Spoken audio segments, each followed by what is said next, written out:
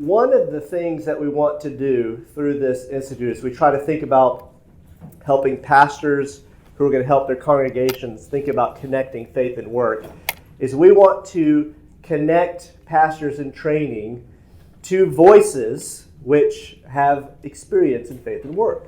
We want to give you opportunities to hear from Christian leaders who have practiced their faith faithfully in different fields of service. And we believe that's a way to help shape pastors who will speak to those kinds of people as well.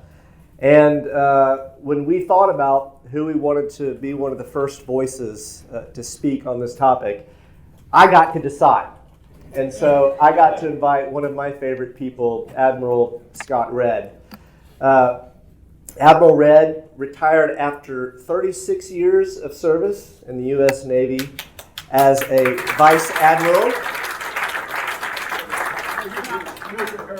He is a native son of the cornfields of Iowa. Is that correct? He graduated from the U.S. Naval Academy in 1966 in spite of being a championship tennis player. Is that true? Yes. He commanded the 5th Fleet, which was, is it the only new fleet since World War II? But one more since. One more since. World War II. Since that time. And then he's also been described by one as the most important person you've never heard of, because from 2005 to 2007, he was the director of the National Counterterrorism Center and advised President Bush probably on a daily basis during some pretty sensitive times in our lives. There are a lot of things that are very admirable about the Admiral, but I've had the privilege of watching him really through the angle of being close friends with his son, who was my colleague here in Old Testament for several years and now is the president of the D.C. campus. And watching him as a husband, watching him as a father, he serves on the board of RTS, has just instilled in me such great respect for this man. And he is the definition of a Christian leader. And so, without further ado, would you welcome Admiral Scott Redd?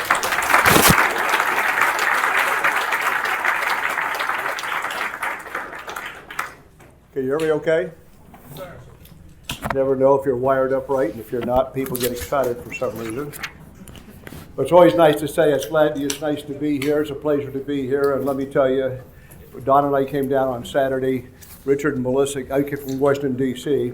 Richard and Melissa came from New York.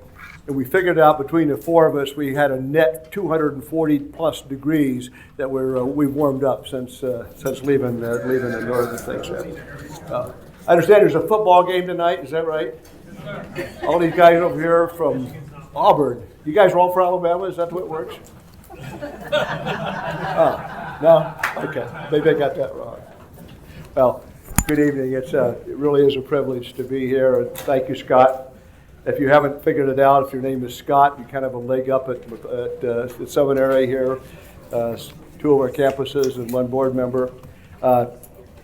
Privileged to be here with you. It really is. This is a very special campus. I love this campus. In fact, when I first retired from my second job, we were living in Atlanta, Georgia, and Don and I came down here to take a course. Scott Jr., who was mentioned as the president of RTS DC, was a student, and we came and took a church history course and served on the advisory board for a while, and have now had the privilege of serving with the RTS Board of Trustees, superbly led by our chairman, Richard. If you haven't met Richard, raise your right hand, Richard. There he is. Richard Ridgway is our chairman. And he's also got a fisherman. He's a good bass fisherman, and I hear he does a little bit on saltwater as well, so that's one of our mutual things. You'll have a chance to talk to Richard tomorrow in the Faith and Works class. I have another special connection with a number of you here. And that is when we came here 20 years ago for that course, I just sold my company called Net School.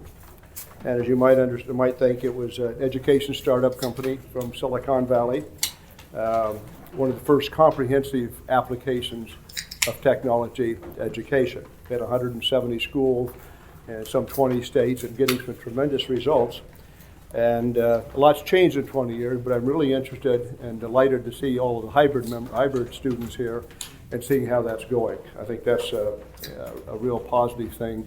And Scott and your crew down here have really done an amazing job in setting this up and making it work. On that note, I may be a little bit biased, but I really believe that RTS is the gold standard in theological education. Several reasons for that, but the key one, and the one which has seen us through 55 years of our history, is that we have an enduring commitment to solid biblical education.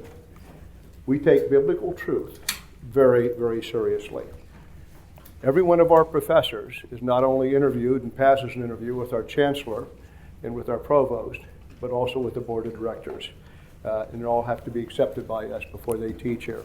So that's kept us going for 55 years, and Lord willing, it'll keep us going for another 55 years. And today, as you know, we are expanding our coverage beyond our historical focus in the southeastern United States. Again, RTS Orlando is on the cutting edge of doing that. Okay, on to the subject of our time tonight. Unlike the internet and high technology, it's a very low-tech subject I've been asked to speak on. In fact, it's a subject which has been around since the beginning of time. And that subject, of course, is leadership. Probably since Adam and Eve, there's always been a question. I'm not quite sure who won that one yet, but we'll figure it out. Your education here is going to cover a lot of skills that you'll need in the ministry: preaching, teaching, shepherding, discipling. And all of those are clearly critical to your calling. But you're also going to be called to lead. You're going to be called to lead your congregation, you'll lead your staff, and you'll exercise leadership over sometimes and with your session. And yes, there are clearly differences between being a pastor and being a military officer and other professions. But I would submit this to you, it's sort of the bottom line of what we're talking about, that the essentials of leadership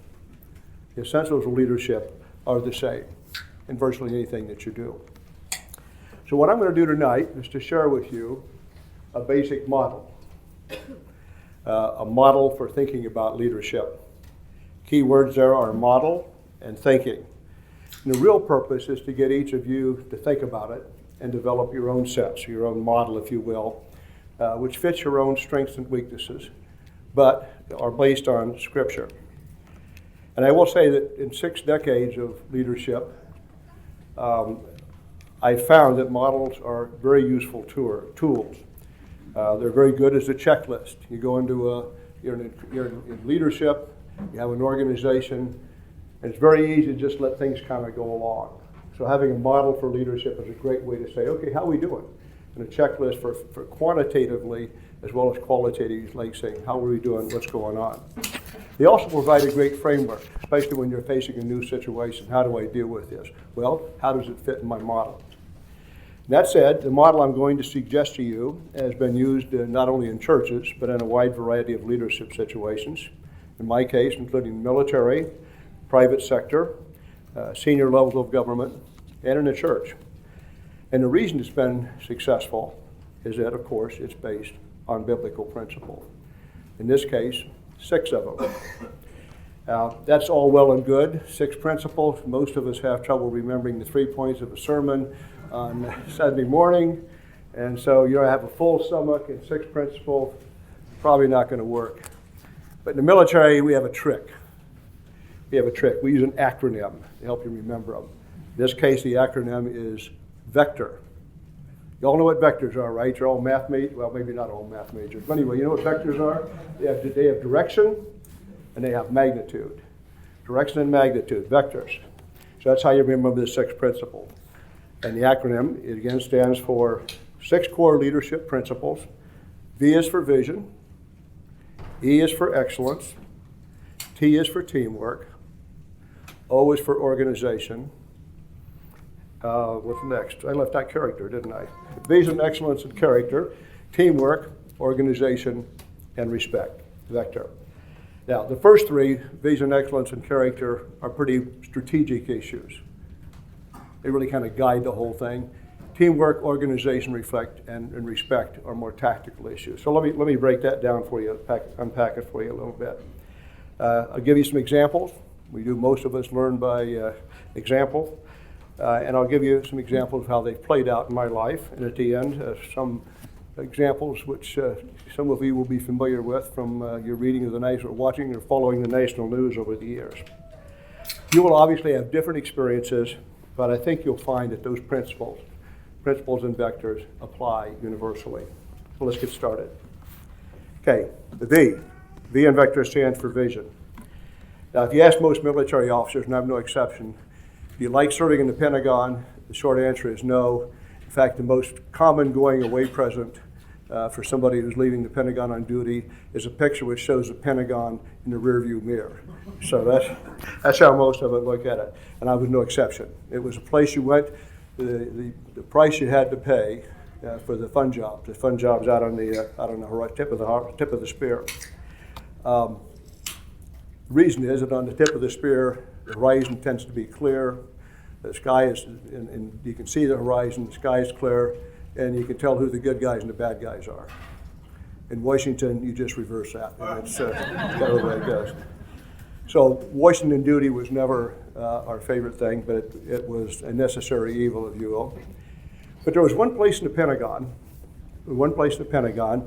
which I always remember with a sense of awe. It's a small hallway between the personal private office of the Secretary of Defense and the National Military Command Center. And the National Military Command Center, of course, is where the military forces of the United States deployed around the world. It's where they're operated from and where they're monitored. But there was a small inscription on the wall in gold letters, and it said very simply, and you'll recognize it because it was from the Old Testament book of Proverbs. It said very simply, where there's no vision, the people perish. Where there's no vision, the people perish. Chapter 29, verse 18. There are few professions, obviously, for which that verse is more literally true than the military. But I would submit to you, it's also true in the profession in which you're embarking on, which is preaching the ministry of the gospel of Christ. Where there's no vision, people perish. Vision is what gives people inspiration, pursue a higher calling. You all understand that. Provides a motivation, a sense of purpose after a long day, a long week, 6-month deployment, a year deployment to a combat zone. This is key. Vision is important for a lot of purposes. But the key one, in my view, is that vision is what lifts us all out of our own innate selfishness into selflessness. It takes us out of our selfishness into our selflessness in the organization, from seeking our own personal agenda to seeking what's best for a larger purpose. That's servant leadership. And as a pastor, you're going to have lots of opportunities for that. So a leader's first job is to get a vision for their organization and to communicate it effectively and often. The E in vector stands for excellence. That's pretty self-evident in my profession in the military. There's no prize for second place in warfare. The winners write the history books and much more. For a Christian, Colossians sets the standard. Colossians 3:23, whatsoever you do, work at it with all your heart, working as for the Lord, not for men. Whatsoever you do, work at it with all your heart, working as for the Lord, not for men. Bottom line, excellence obviously matters. But excellence isn't just about doing the right thing. That's important. But it's also, as Christians, we're called to do the right thing and to do it in the right way. Means does not justify the ends. And finally, of course, there's a third test for excellence. That's doing the right thing, doing it in the right way, and doing it for the right reason. And that's hard. That, of course, leads to the C in vector, which stands for character. Doing the right thing the right way, doing it for the right reason. I don't think I need to say much to this group about the importance of character. In one sense, the whole of Scripture is about character. One of my favorite verses is 1 Samuel 16:7. It says, the Lord does not look at the thing that man looks at. Man looks at the outward appearance, but the Lord looks at the heart. Man looks at the outward appearance, but the Lord looks at the heart. Now, the connection between leadership and character is obviously a continuing theme in the scriptures. For example, Proverbs 29:2, when the righteous are in authority, the people rejoice. That's as true today as it ever was. The bottom line, don't scrimp on the C in vector. You want to be able to look yourself when you're old and gray like I am, as long as you can still see, you want to be able to look in the mirror and say, okay, I screwed up a little bit, but by God's grace, I can look myself in the eye. That's the thing you'll remember when you're old and gray. You'll look back on what you've accomplished, but you'll really remember how you did it. Was I a person of character and integrity? Okay, those are the strategic principles: vision, excellence, character. Move quickly into the more tactical day-to-day aspects of leadership. The T in vector stands for, anybody guess, remember? T is for teamwork. Good. Yeah. It'll come. All right, teamwork is obviously where the rubber meets the road in leadership. Teamwork, unity of effort, critical. The price of disunity, of not having teamwork, is high. Mark 3:25 tells us that a house divided against itself cannot stand. A house divided against itself cannot stand. Now, there are lots of leadership tools of the trade, and of course the Bible is a great source of wisdom. But I think there's one overriding principle, especially when it comes to teamwork and building and leading a team for a leader. It's really an attitude. And the attitude is the attitude of having a servant's heart. Christ obviously set the example in Matthew 20:26. Whosoever wishes to be great among you shall be your servant. And whoever wishes to be first among you shall be your slave. Just as the Son of Man did not come to be served, but to serve. So as leaders, we should ask ourselves daily, how can I use my position? How can I use my authority to bless those who are entrusted in my leadership? Okay, the O in vector stands for organization. Organization, there's a boring subject, right? Organization diagrams, straight lines, dotted lines, who cares? Well, as a leader, you should. In fact, you need to. We, the RTS board, have just spent a good amount of time looking at our structure and organization as a seminary going forward. So why is that important? Why is organization important? Well, I find you can find out a lot about an organization by seeing how it's organized. Organization tells you a lot. I look for two things. First, does the leader delegate? Does the leader delegate? How many people does he or she have reporting to him? For example, the biblical example, some of you will remember Exodus 18, where Moses has come out of Egypt. In the wilderness, he's holding captain's mast every day. He's judging everything from traffic tickets to capital murder. And his father-in-law comes in line, and Donna's father, by the way, my father-in-law was a Navy captain. He was never quiet or reticent about telling me how I should do things. Jethro comes on the scene, and Jethro says, "Now, what you're doing is not right. You do the strategic things, and you delegate the other things." So delegation is important. And second is this, and this is where a lot of times we lose our way a bit in organization. Organization really is about who does what. Who does what? Our responsibilities clearly defined and assigned. If there are overlaps in responsibility, and conflicts and confusion will arise. Remember, I've been in Washington. Worse, are there holes where no one's responsible? Third, this is really critical. Do authority and accountability match the assigned responsibilities? Think about it this way. Every leader sits on a three-legged stool, okay? You're sitting on a three-legged stool.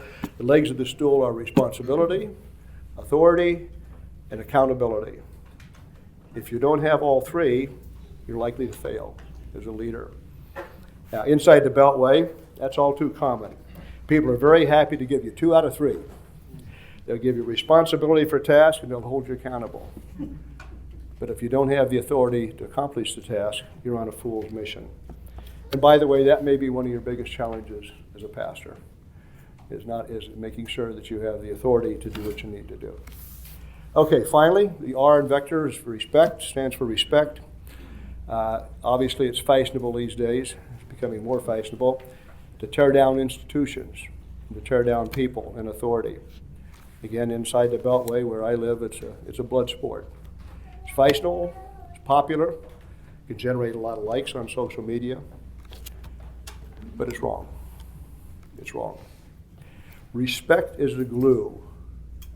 It's the glue which binds an organization together and which makes it effective. It's also the basis for loyalty. Scripture is pretty clear about respect for authority. I'm sure all of you could recite Romans 13:1. Let every soul be subject to the governing authorities, for there is no authority besides that which is appointed by God. Respect for authority is also very practical. I found over the years it really is one of the best organizations, way I can take the temperature of an organization. I could walk aboard a ship or into an office and get a sense of how things are. The good ones have it.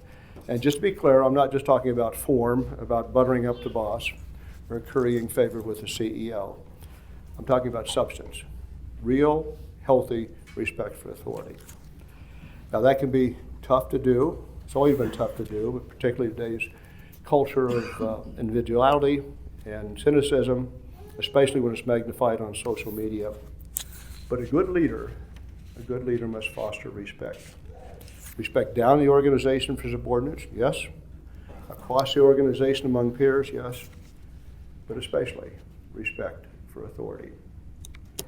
All right, so that's vector.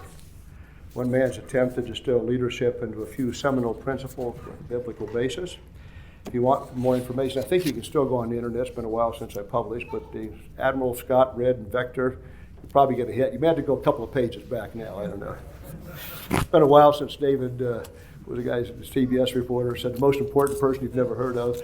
Well, that's go to the internet, you'll be easy to believe that. So you say, so what about it? So you say, that's great, Admiral. Models are nice. Really glad those models work for you. But what's that look like in the real world? What's that look like in the real world? Let me give you a couple of examples, both at the strategic and the tactical level. Let's start with vision. Let me take you back to 1984. That's the year, not the book. How many of you were alive in 1984? I never, that's all right. Okay, good. You might remember, most of you probably don't, you were still in diapers. It was a critical time. The United States and the Soviet Union were locked in a deadly standoff. Had a word for it, of course. In Washington, we have a word for everything. It's called détente. And the outlook was bleak. I'd just come off my first command at sea, a ship called the USS King, and was now assigned as a military assistant to the Undersecretary of Defense for Policy, third-ranking official in the Pentagon. As it turned out, that gave me a front row seat for one of the most critical events in modern history. My boss, the Undersecretary, was someone you've almost certainly never heard of. Has anybody heard of Fred Ikle, I-K-L-E? Yeah, that's probably what. Okay, good. Well, most people didn't know who he was, and who he was. There was one person that did know who he was. That person was the President of the United States, Ronald Reagan. Fred had served as Reagan's campaign advisor on national security and was now serving as one of the key architects of his national security policy. And in particular, President Reagan credited Fred Ikle as the person that gave him a vision that we could actually win the Cold War, that we didn't have to settle for détente.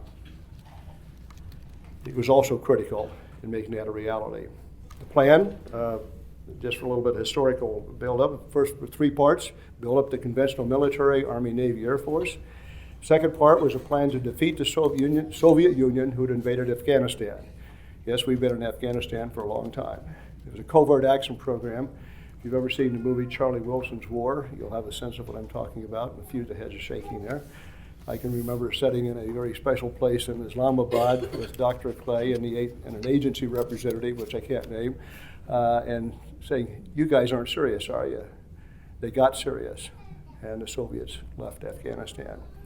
And the third part of the plan, and according to many, including Maggie Thatcher, the British Prime Minister, was probably the most important part, and that was called the Strategic Defense Initiative, or SDI. The press, of course, liked to call it Star Wars, the movie of the time, but it was designed to defeat the Soviets' first strike nuclear capability, or at least create uncertainty. And you know what? From your history courses, it worked. The plan worked. In 1989, the Berlin Wall came down, and the Iron Curtain with it, which had imprisoned millions of Eastern Europeans. And most importantly, the gospel of Jesus Christ went forward in Eastern Europe in ways unparalleled before or since. Or maybe before, somebody could get me back to some of the days, but it was an amazing change, and many of you have been involved with ministries over there. Okay, the second example, which I'll give you about Vector, was the more personal one, involves the importance of C, the C in Vector, which is character. I mentioned I was, my first command was a ship called the USS King, 1981. She was a very capable ship, a lot of firepower, but she was getting kind of long in the tooth. She was old, wasn't one of the flashy new ships that everybody wanted to go to, but she was the ship that God sent me to command. And not surprisingly, in God's providence, we did well. So well that we won all the Battle Excellence Awards, and we were selected as the top ship of 120 ships, including all those new ships, in the Atlantic Fleet. It was heady stuff, right? Crew was happy. They were re-enlisted in record numbers, stay aboard, and our commanding officer, that would be me, also did well. I was selected for the rank of captain 3 years early. Youngest one in the Navy, youngest one in my Naval Academy class by far. Things were looking up. The final months of that command, we were in a shipyard up in Bath, Maine, doing a major overhaul. A major overhaul, it's like you take your car and you say, here, take it apart and put it back together and try to get all the parts back in the right place. It wasn't fun, it was hard, it was dirty work, and it was cold. I'm an introvert by nature, and I found myself spending more time than I should have up in my cabin. I was doing good stuff. I was writing tactical papers and things that I was good at, things I liked to do. But I would neglected my job of walking around the ship. One day, one of the junior officers who was transferring to another ship came in for his routine out call. As usual, I asked him, said, how do you think we're doing? His honest answer surprised me and cut me to the quick. His captain said, the crew doesn't think you care about them anymore. They don't see you walking around the ship like you used to. That hurt. And of course it hurt because he was right. I was neglecting my duty to take care of my flock. We recovered from that. We also filed a major inspection a couple of weeks after that. So I thought, this is quite an ending do. It was looking pretty good for a while. But we recovered from that, and everything worked out. But it was a good lesson in leadership and the importance of never neglecting the needs of your flock. And by the way, that young officer wrote me a couple of years later and told me to become a Christian. So that was kind of a sweet thing from the Lord.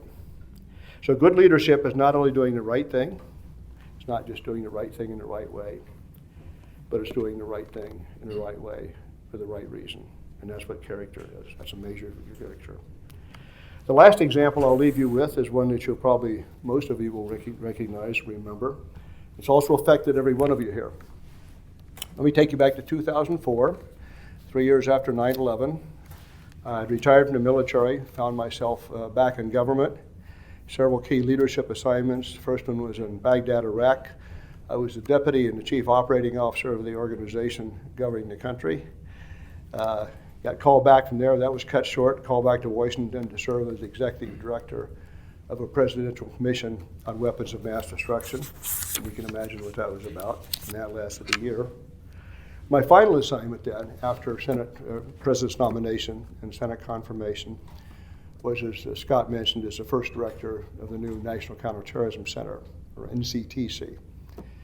NCTC, along with another new organization which was established by the 9/11 Commission, was the Director of National Intelligence, been established in law, and it was to address the policy and intelligence failures of 9/11 and its aftermath. Major changes involved coordination, much better coordination across the intelligence community generally, and better integration of terrorist information, not just terrorist information and intelligence, but also strategic planning. By law, I reported directly to President Bush for the global war on terrorism. It was not an easy job, as you can imagine. Remember the O in Vector, the organization piece? Organization. A lot of apple carts were upset by the legislation, which created the DNI and NCTC.